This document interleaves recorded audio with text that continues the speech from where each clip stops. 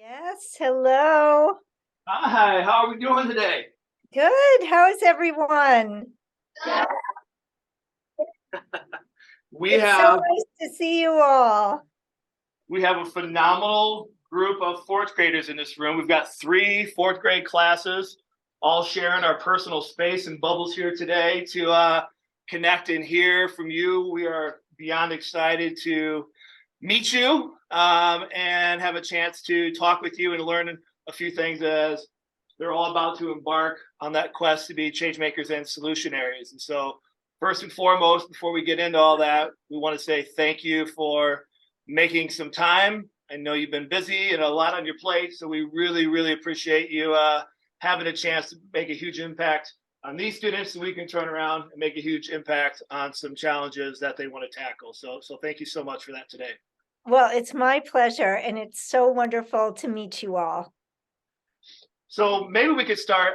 I know that they know who you are. The teachers have had them watch some of your TED Talks. We've done some of the work, but I think it's always nice to start with introduction. So let's cue it up that way first. You know, who are you? A little bit about what you do, just to set the stage, remind everybody who this awesome person is that we're talking to. And then, as you know, the kids already have crafted a ton of questions, and we'll dive right into the fun. Great. Well, just briefly, my name is Zoe Weil, and I am the co-founder and president of the Institute for Humane Education. And I have been a humane educator for a lot of years, long before any of you were born. I was teaching about how we can create a more just and a more sustainable and a more humane world for everyone, for people, for animals, and for the environment. So that's me. You say it so nonchalant, and it's just, yeah, that's what I do. So I know these kids are eager to engage in some dialogue with you, so I won't hog all the air because I could easily do that anytime I get a chance to speak with you. So if you don't mind, we're just going to bring the first student up and get rocking and rolling with some of the stuff they've got for you. Perfect. I love All right. answering questions. All right. Hello, my name is Harper, and my question for you today is, what is your favorite part of being a solutionary, and what is your least favorite part? Thank you, Harper. I would say that my favorite part is that when you're a solutionary, and all of you are budding solutionaries right now, you build around you people who, like you, want to make a difference and who care. And having those people around you is really amazing. So, in some ways, the very best part about being a solutionary for me is all the amazing people it has brought into my life. I didn't set out to find amazing people to have in my life, but that was probably the most lovely outcome. And I would say the hardest thing is that when you're a solutionary, you're always a solutionary. You can't just turn it off. You can't just say, okay, well, I'm going to just do this other thing and not be a solutionary for the next day or week or month. That once that's core to who you are, it means that you can't help but have a solutionary lens that you bring to everything in your life, which means that if you're making choices in your own life that you know might cause some harm and suffering, it's a little bit harder to live with those choices because you're aware of them because you're a solutionary. And that can be challenging because none of us is perfect. And we're always going to make choices that cause some harm, even if we don't want to. And so finding that way to feel okay with doing the best you can and pushing yourself to do a little bit better without being hard on yourself for not being perfect, because none of us is perfect. Thank you for letting me ask a question today. Thank you for asking such a good one, Harper. Hi, my name is Molly, and the question that I have for you today is, can you tell us a little bit about you and your journey becoming a solutionary? Why did you choose to do this, and what inspired you to be a solutionary? Thank you, Molly. So I never set out to be a solutionary. I didn't sort of wake up one day and say, I want to be a solutionary. And the word, I didn't know the word. What happened was I ended up teaching a course in the summer to middle school students, just a little bit older than you. And I taught a couple different courses that summer. They were a week long. And one of them was about what happens to animals in our society. One of them was about what we do to the environment. And I was teaching about some difficult topics because we can cause a fair amount of suffering and pain to animals and to the environment. And I was teaching in a way that was meant to inspire the students to create change. But what I didn't expect was how quickly the students wanted to do something to make a difference. This was the first humane education class that I had ever taught. And so one boy went home the night that he learned about product testing on animals. And for those of you who don't know what that is, it's when we put substances into the eyes of conscious rabbits, or we force feed animals substances that are meant to harm them or might harm them. And they're just experiments and research that causes suffering and pain to animals. So I taught about that. And this one boy went home, he was 12 years old, and he went home and he made his own homemade leaflets. Now, this was in 1987, and kids did not have computers. And so he hand wrote his leaflets. And he came back to class the next day and he wanted to hand them out on the street. This was in Philadelphia. And because he wanted to educate other people about what was happening to animals. And so he did. While the rest of us were having lunch, he was standing on a street corner handing out his leaflets. He became a change maker or a solutionary overnight. And after that week, I realized, this is what I want to do with my life. I want to teach people about issues and inspire them to create change. I want to influence the education system. And I had no idea at that point. I was in my 20s. I had no idea that that would become my life's work and that we would create a whole field of study and that thousands and thousands of students would then learn to be solutionaries. But that was probably the moment that I became one. So I hope that answers your question. And well, the last thing I'll say about that is, while I didn't set out to do this, it was immediately rewarding. It felt so good to make a difference. And I wasn't sure what I was going to do for my life or my career. And, I had all sorts of different ideas, as many young people your age do, and then they changed over time. But that was when I hit on the idea that I could use what I was good at, which I discovered was teaching. I could use that and pair it with what I cared about and make a difference, which felt great. Thank you.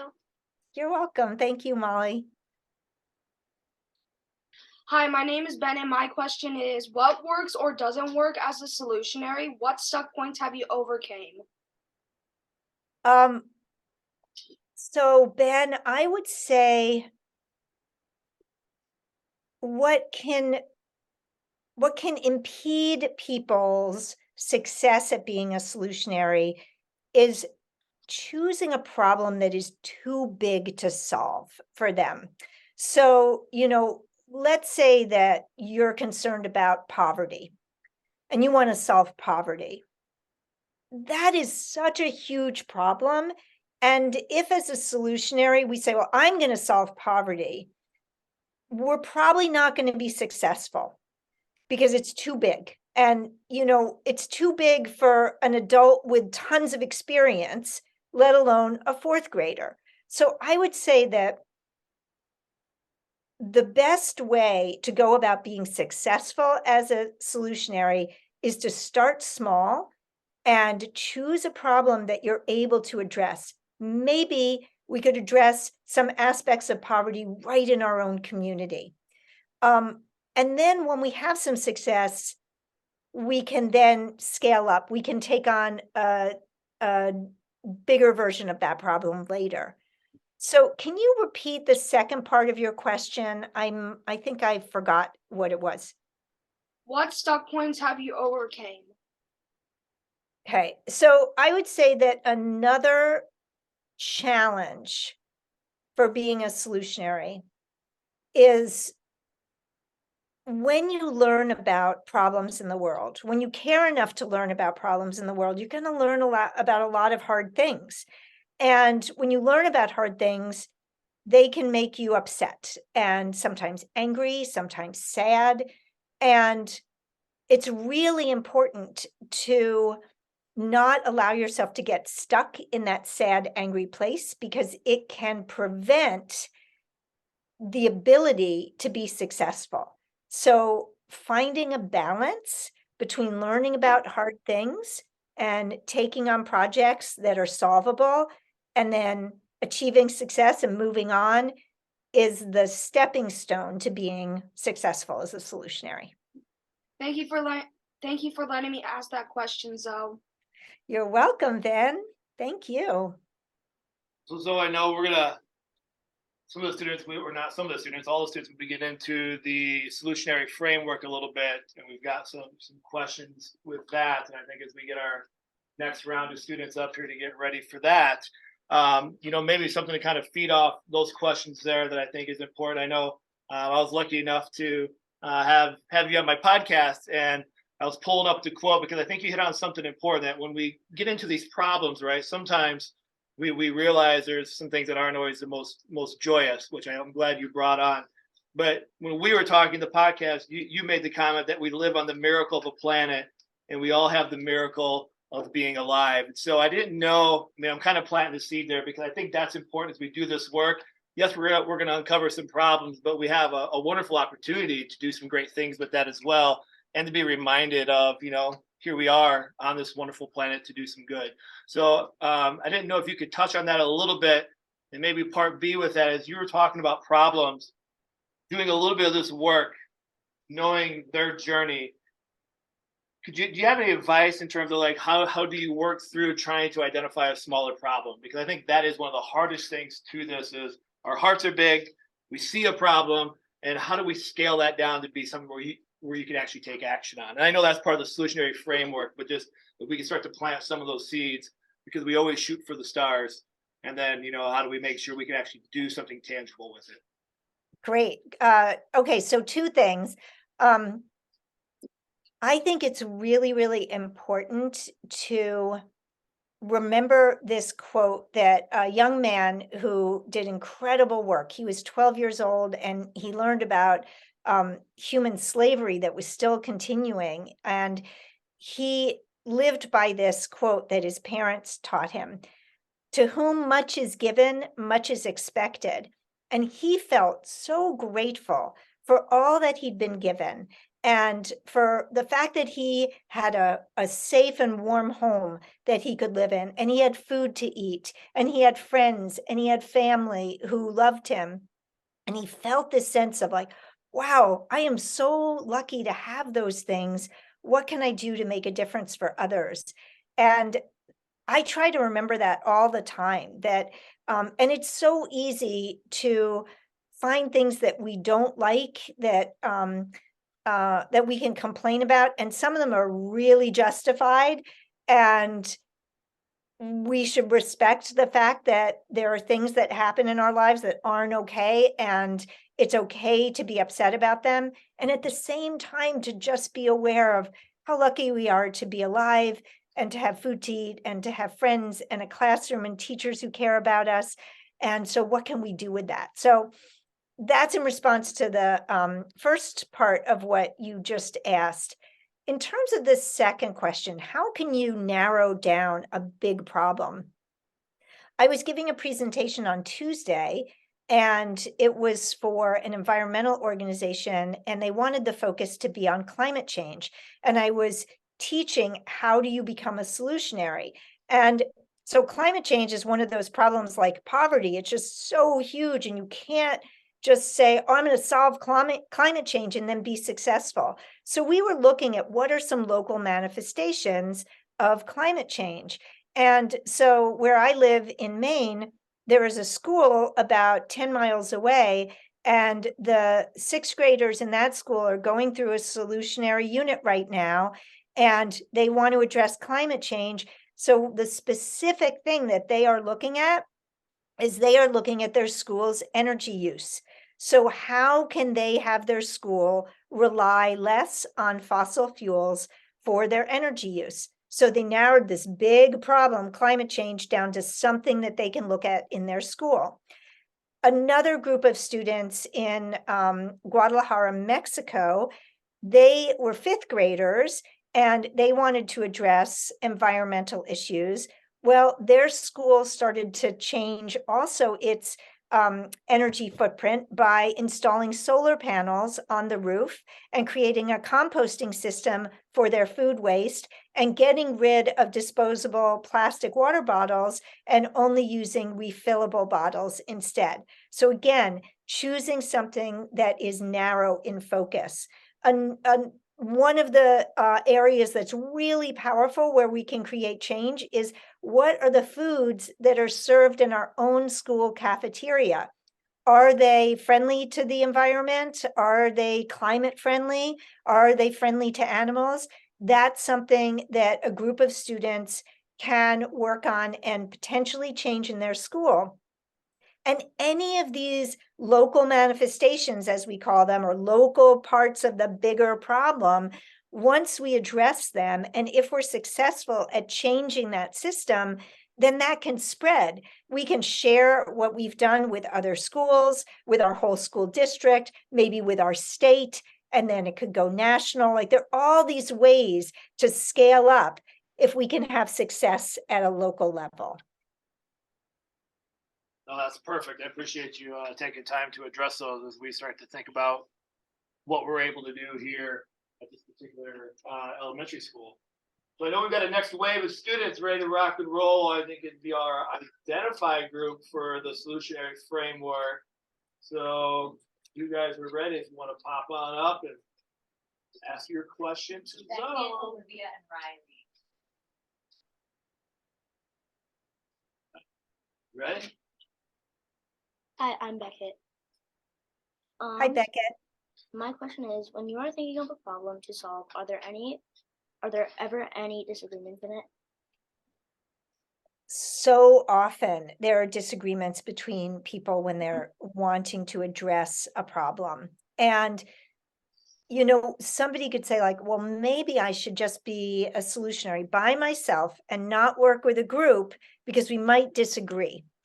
And it's true, there are going to be disagreements. But if we want to be really successful at solving a problem, it's really important to hear what those disagreements are. It might mean that we have to refocus our attention a little bit more specifically or change the wording of our problem. You know, I think about something that maybe is something that is on many of your minds, and that is all the school shootings that have happened in the United States. And you have a lot of people who have disagreements about what we should do about it. But if we can start with the problem, even with all of the disagreements about what we should do, but if we can start with the problem and we can say, the problem is that there are too many school shootings. And if everybody can agree with that, there's nobody who's going to say, no, it's fine, the number of school shootings we have. No one's going to say that. But instead of jumping immediately to arguing about what should be the solutions, if we really do our research and investigation well together, and we really understand, okay, where has this problem been solved before? How has it been solved? And we do enough investigation together as a team, and we don't jump to the solutions right away, then there's a much better chance that we will be able to identify our problem statement, do our research together, discuss it amicably and in a way where we understand that we're meant to listen to each other in order to find the right solutions that we can agree on. And part of the problem is we jump to solutions before we've done our investigation, before we've really asked, where has this problem been solved and in what ways, in what other countries, in what other places? And what can we learn from it? And what questions can we ask? And how can we meet the disagreements by listening carefully and seeing where we can find commonalities? Thanks for answering my question. You're welcome, Beckett. Hello, my name's Olivia, and today I would like to ask you, how do you know the problem is big enough and needs to be solved? Great question, Olivia. Well, I would say that if anybody or anything is being harmed, it's a big enough problem to be solved. And I think that the bigger danger is picking a problem that is too big than picking a problem that is very small. I would even say that, let's say you're noticing a problem in your own home, like maybe you and a sibling are arguing too much, or not getting along well enough, or anything that you realize could be a problem at home. If you can address even that problem at home through the solutionary process, the next problem that you're going to take, you're going to have that much more experience because you've addressed and solved a small problem. And the more that we can solve problems, however small, the better we get at it, the better solutionaries we become, and the bigger the problems we're able to tackle over time. Thank you. You're welcome. Hello, my name is Riley, and I'd like to ask, how do you write a problem statement? Good question, Riley. I try when I'm writing a problem statement to be as specific as possible. So, for example, like what I was talking about before, let's say the problem that we're concerned about is climate change, but we can't just say the problem climate change is harming people, animals, and the environment. It's just too big a problem statement. But if we can make a more specific and narrow problem statement, like the foods in my school cafeteria are not climate friendly, or even the foods we eat at home are not climate friendly. That is a narrow enough problem statement that we can then start to work on the solutionary process to get to a solution to it. Thank you. You're welcome. Right. And still within that solutionary framework, we have some questions we had around the investigate section, which is Grace and Hadley and Brett. So if you guys would like to come up.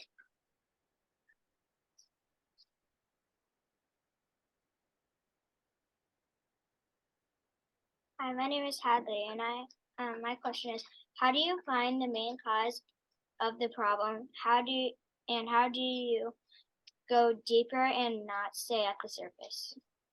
Hadley, that's a really good question. So sometimes there's more than a main cause. Sometimes there are many causes. Usually when we're tackling a big problem, there are many causes. And so it's important to find all of the causes and see how they are connected. And the way to go about doing that is to keep asking yourself why, like, why is this happening?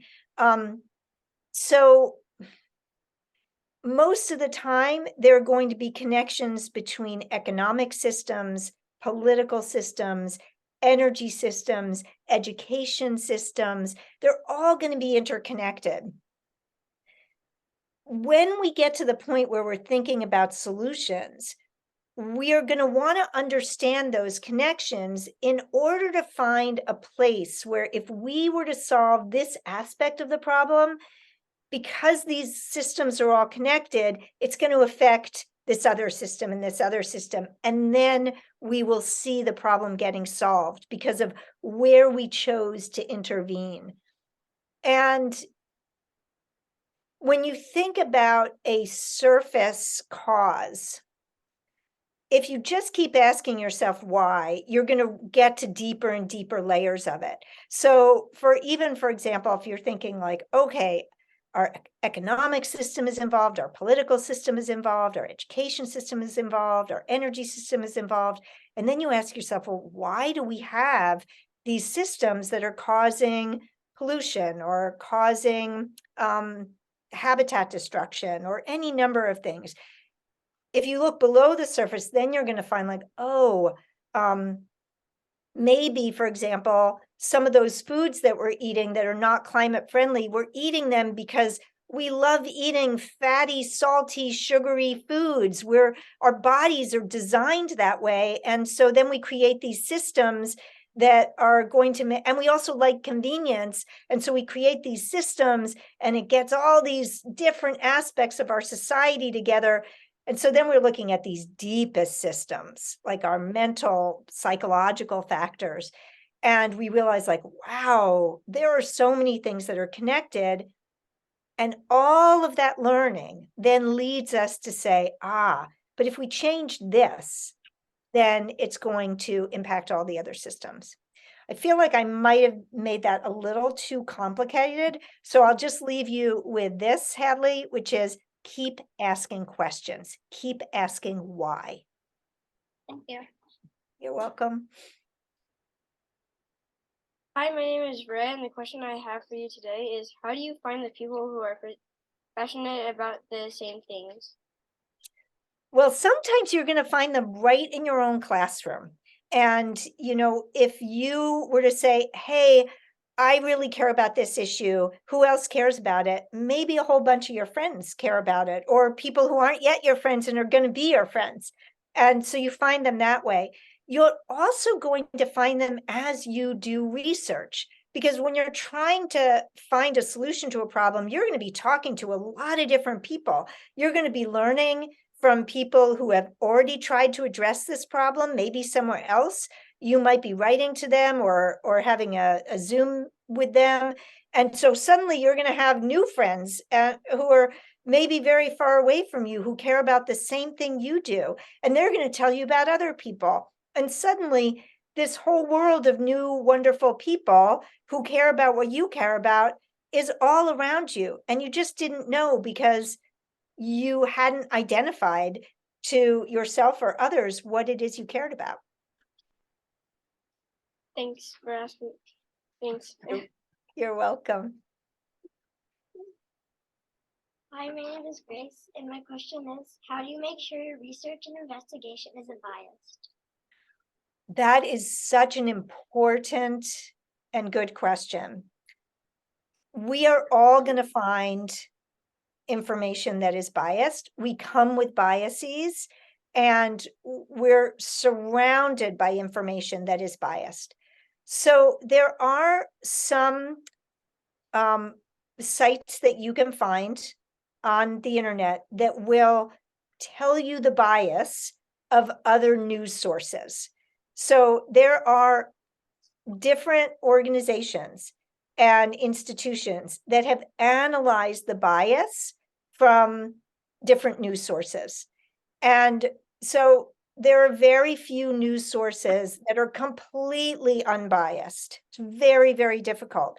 But there are many that are less biased than others. So it's not a bad idea to read and learn from and listen to biased sources on both ends of the spectrum. It's just important that when it comes down to finding factual information, that we are going to those sources that are known for being less biased. And it's also really important that we learn how to distinguish an opinion from a fact. So if you went to any news source, you would see that there's news and there's opinion. And sometimes people can read the opinions or watch the opinions, and they can think, well, those are the facts. But in fact, if it's part of the opinion, whether it's on TV or whether it's in the print on the internet, if it's an opinion, by definition, it is going to come with some bias. I happen to be a big fan of Wikipedia. I know that Wikipedia isn't perfect, and I know that there's bias that comes in Wikipedia, but the fact that so many different people are coming in and correcting errors means that more often than not, it's relatively factual. So there are some places that say don't go to Wikipedia because it's not a good source. I don't think Wikipedia is a bad source. It's not the only source. It shouldn't be the end of your investigation, but it's often a good place to begin. Thank you. Thank you. All right, so as we start to go through this journey, at some point we're going to get to our innovation part of the solutionary framework. And so we've had some questions around that. We've been studying that. So we've got Nora, Cole, and Maggie asking questions around the innovation process, and we can be ready for that when our time presents itself. So have at it. Hi, my name is Maggie. How do you make your ideas become a reality? How do you know your plan is ready for implementation? Thank you, Maggie. I think you know that your plan is ready for implementation when you have gone through all of the steps of the planning process and you have talked to the people you need to talk to, and you know the time it's going to take, and you have deadlines ready, and you have steps in place. Like when your plan is actually complete and you can get an adult, a teacher, a parent to give you a sense of like that, you've really done a good job on your plan. When that's complete, you're ready to start implementing. And again, the smaller the problem that you have set out to address, the more likely that your implementation will be successful. And can you repeat the first part of your question? How do you make your ideas become a reality? So, sometimes it's as simple as just putting in the work. Like we have ideas all the time, and not all of our ideas are going to become reality because we're not that committed to them either, or because we don't have the capacity to make some fantastically big idea reality right now. It might be an idea we could share with others, but we don't have the capacity. But we're going to have ideas all the time, and sometimes those ideas are going to be the sweet spot where we have the capacity to put them into action and we have the will to do so. And once you have those two things, the capacity and the will, your ideas can become reality. Thank you. Hi, my name is Cole, and I'm wondering how will we know that our solution does the most good with the least harm? Well, that's a good question. And the only way to really know is to do a follow-up assessment of your work, right? So if you put a solution into place, you really have to evaluate whether it's successful or not. And it is really okay if it's not successful. One of the things that makes us better solutionaries is failing, that not everything we do is going to be successful. But as long as we learn from it, and as long as we see what went wrong and why and what steps we could take, it's a win because it means the next time we can do a little bit better.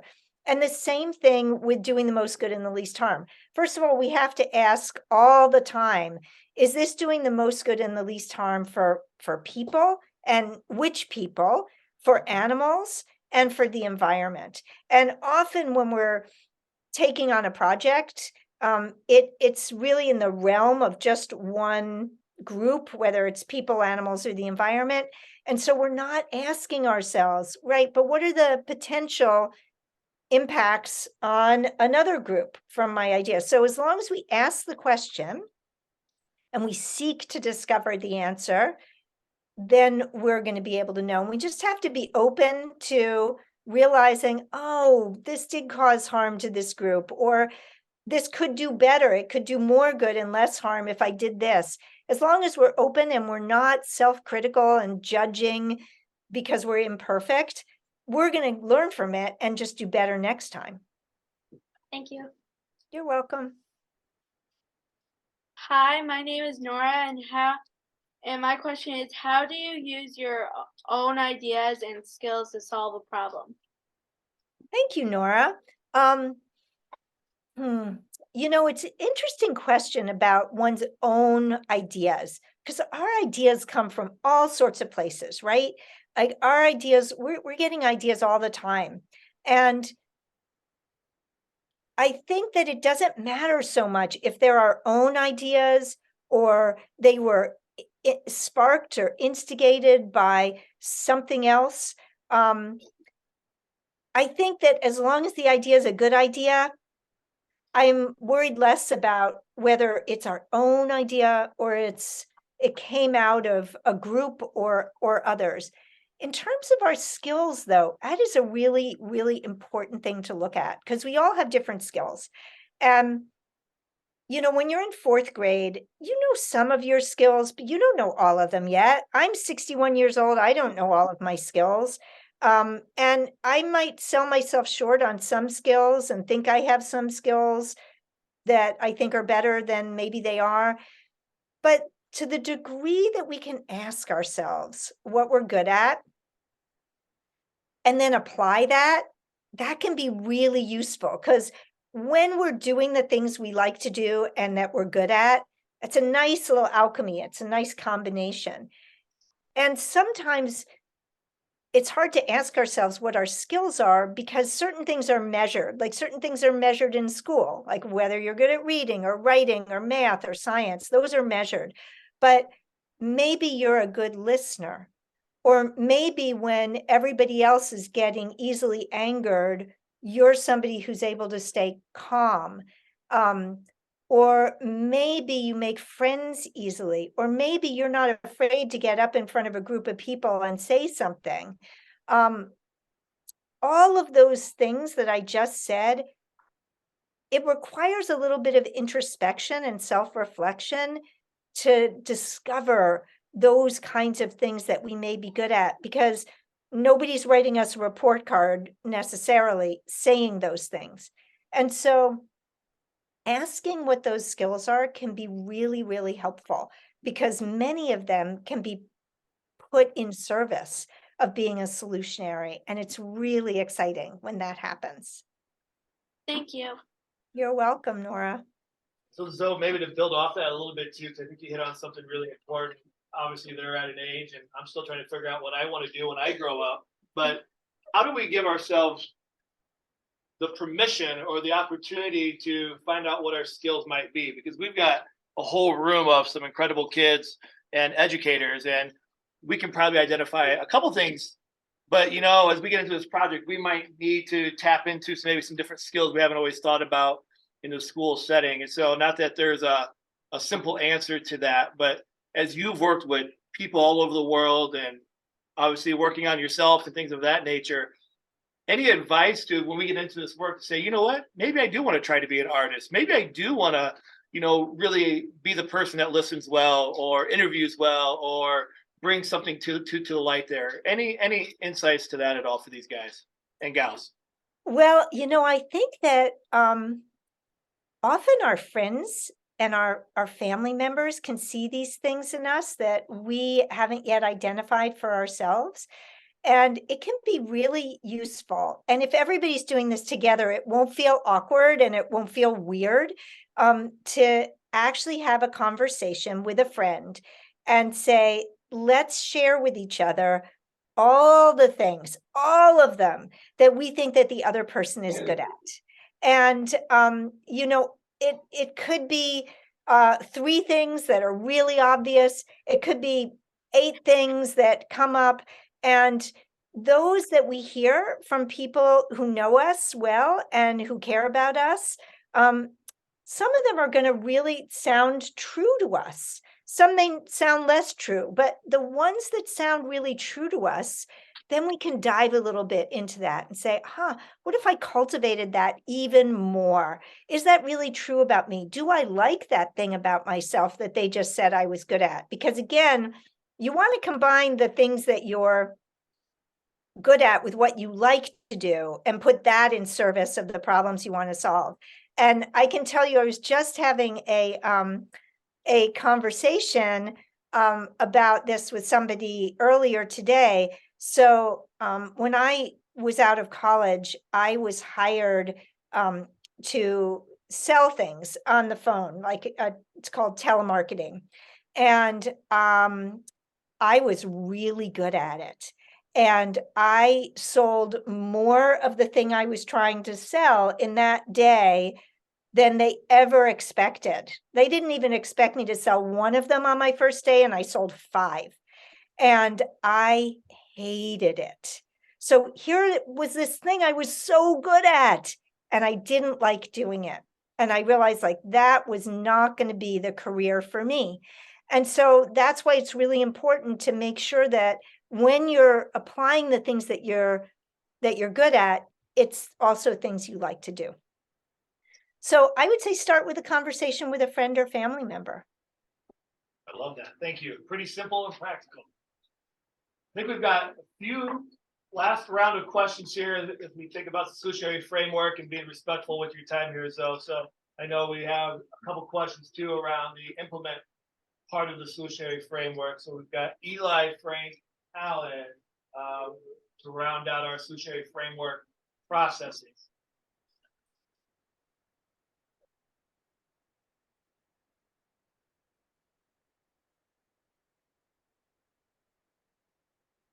Hi, my name is Eli, and my question is, how do you know your problem is solved, and how do you know your solution is working? That's a great question, Eli. So, if you have tackled too big a problem, like solving climate change, it's not going to be solved in the time that you will have spent. And it will be hard to even know exactly when it had been solved. But if you were to tackle a problem where your goal was to reduce your use of fossil fuels in your home, for example, by X% by X date, it's so specific that you would be able to get your energy bill and know that you achieved that goal.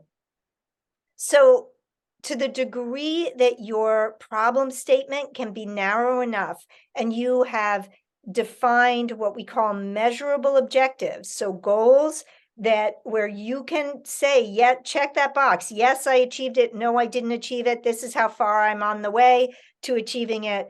You will know that you solved it. What was the second part of your question? How do you know if it's working? So similar, you know it's working if you have identified something measurable so that you can see whether or not you achieved it. So that's why I keep saying the same thing about making sure you choose a problem that is small enough to solve. Thank you. You're welcome, Eli.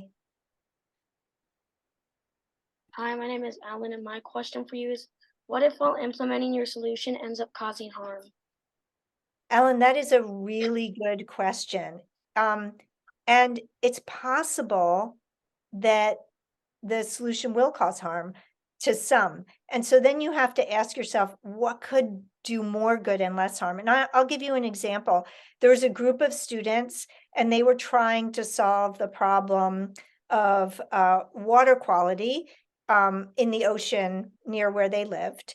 And one of the problems that they were also addressing was that there was a certain kind of crab that had proliferated, and these kinds of crabs were not native to the area. And so the solution they came up with was to create a cookbook for these crabs. So if people collected the crabs and killed them and then ate them, that was their solution. But they never asked themselves, well, what about the crabs? that was a solution that actually harmed those crabs. It might have been good for the wider environment, but it still harmed those crabs. So as long as we ask ourselves that question all the time about, is this doing the most good and the least harm, and to whom? And are we considering everybody, people, animals, and the environment? Then we're going to be able to have an answer that can lead us to maybe a solution that does more good and less harm. Thank you for answering the question. You're welcome. Hello, my name is Frank, and my question is, how do you get your solution out there and spread the word? Great question, Frank. So if you have gone through this process and you have solved a problem and you've been successful at it, then the next step is to share that. And there are lots of ways to share it. I mean, we can share it on the internet. We can share it through social media. We can write a press release to our local newspaper or TV station and let them know about it. Now, the thing is, it might be that doing that kind of work is not our best skill set. So you might have a fantastic idea and might be an amazing innovator, but maybe you're not so good at writing press releases to news stations. So that's where you want to collaborate with others who can help spread the word, because not everybody is good at the same things. So you pair up somebody who has an amazing idea and the ability to solve a problem with somebody who is really good at spreading the word, and that is beautifully synergistic. So you don't necessarily have to be the one who shares your idea if there's somebody else who's really good at that who can work with you. Thank you. You're welcome. So Zoe, I know we're getting close to our time here. These kids have been sitting awesome for this last 45 minutes, taking tons of copious notes. I know you can't see, but they've all got these awesome, vibrant green sheets full of insights from you. And so you've definitely made an impact. There you go. You can see some of that. Nice. But as we come to a close here, Zoe, this is the last thing. I do want to not put the teachers on the spot, but as we're thinking about our next steps to help guide these students to be their own solutionaries, are there any questions you guys have for Zoe based on what she shared and we're trying to process in our planning, our next steps, anything in general, maybe some connections to the classroom? If you don't have any, I mean, I know I'm kind of sticking on the spot here, but I want to make sure we get time. You guys have been thinking as well. And then I'll see if there's any, I know we'll have some kid questions, that I know is for sure, but I didn't know there's anything at your guys' end. I don't necessarily have a question, but hi, Zoe. I'm Mrs. Samuelson, and I just want to say we really, really appreciate your time with this. One of our big goals for our kids this year is just being a change maker, but also doing that with kindness, and how can we do this most good, least harm. And I really appreciate your advice with just thinking small. I think sometimes when we as teachers, or even with the kids, we think that in order to be a change maker, it has to be this big, huge thing that we're going to change. And so I love that you just put into perspective that it doesn't have to be. It can be something small, as long as it's going to positively impact others, then that is really what we're rooting for. So we appreciate that a lot. Thank you so much. And I'll just say one thing more about that, and that is that there are all sorts of ways that we can help others that aren't necessarily solutionary. So, for example, if we know that people are hungry, we can do a food drive and bring food to those people. Or if there has been, a fire or a flood or a tornado, and people have lost their homes, we can donate money and help those people. And those are really important and good things to do. And I hope everybody does those sorts of things. But those are not solutionary things, because they don't stop fires and floods from continuing. They don't stop people from not having enough food to eat over time. And so to be solutionary, we are trying to address the cause of the problem. And we can do that at a very, very small level. And as I've already been saying many, many times, and to learn how to be a solutionary and to do something even at that small level, but that's truly solutionary because it solves the problem so the problem doesn't continue anymore. If we can do that once, we can do it twice. We can do it 10 times. We can do it for the rest of our lives. And together, all of those small changes add up. And you don't know yet what professions you're going to enter, what careers you're going to have, what work you're going to do. But if you have learned to be a solutionary and you bring that skill, that fundamental skill to whatever you do, your life is going to make a difference and you're going to have a rich and fulfilling life in the process. So that is my goal for all of you. And I love that I have been looking this entire time at the quote on the wall, "You were made to be awesome." And I would just add, you were made to be awesome solutionaries. Right there.